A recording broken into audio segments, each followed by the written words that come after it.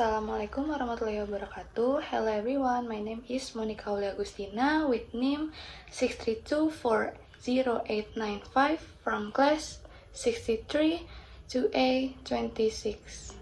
To the Honorable Lecturer, Mrs. Paramita Kusumawardani MPD, first of all, I would like to thank you for everyone who has listened to my video this time, which is theme on change bad habit. Why bad habit can occur? What causes it? What is the solution so that we can leave behind bad habits? We have to admit that we all have bad habits. Bad habits are just a part of our daily lives. Consciously or unconsciously, bad habits have taken over our healthy lifestyle. Bad habits are often formed through repeating action or behaviors over a long enough period of time that they become difficult to change. Triggers can be locations, times, emotional states, people around you, and your last actions. It leads to routine behaviors that you do over and over again, such as some bad habits that we often experience, namely unhealthy eating patterns, lack of sleep, and excessive use of gadgets can interfere with health. The dangers include increased risk of chronic disease, mental disorders, and decreased quality of life. It is important for us to realize and change these bad habits before they cause more serious consequences. Implementing healthy habits will not only improve the quality of life but also prevent various diseases in this future. Then the next thing I will discuss is what strategies we need to take to deal with bad habits. Overcoming bad habits requires strong intention and commitment that starts with awareness within ourselves. Next, identify the triggers. Find out what triggers the bad habit. It is stress, boredom, environment, or a certain situation. By identifying the triggers, you can take the right steps to avoid them or overcome them. Apart from that, you can also ask for support from those close to you, such as family or friends. Overcoming bad habits involves awareness of the habit, a willingness to change it, and consistent effort.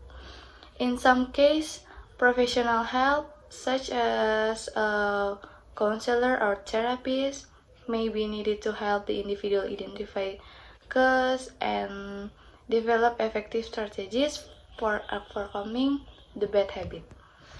Thank you.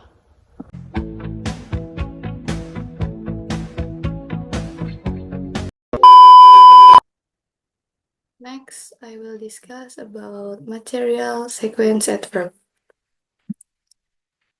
My name is Monica Aulia Agustina with name 6324089 class 63 to A26.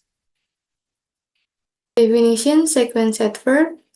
Adverbs of sequence are words used to indicate the order of events or steps in a process.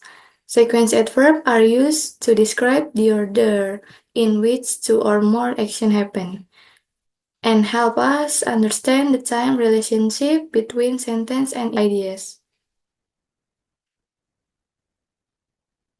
Example and rules.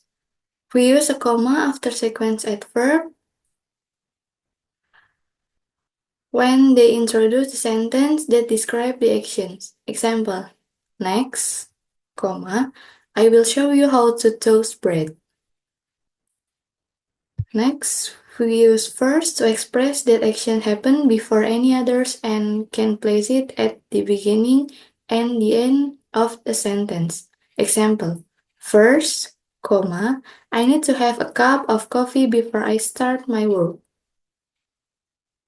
Next, we use next to express that action happens immediately after another action or as soon as possible.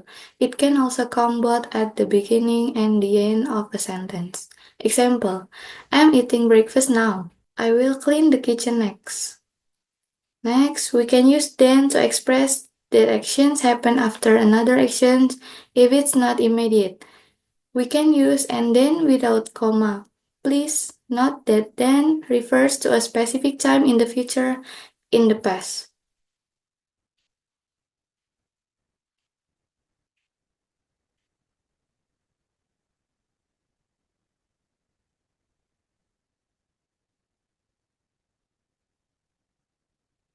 Next, we can use finally to express that actions happen at the end, after any others, or after a long time. We can use finally before the verb without a comma.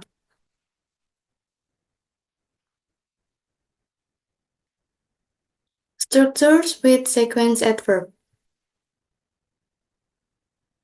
The structure, sequence adverb plus subject plus object. How to make a cup of tea? First, we boil some water. Next, serve the water in a cup. Then, put the tea bag in the water. After, add some sugar and milk.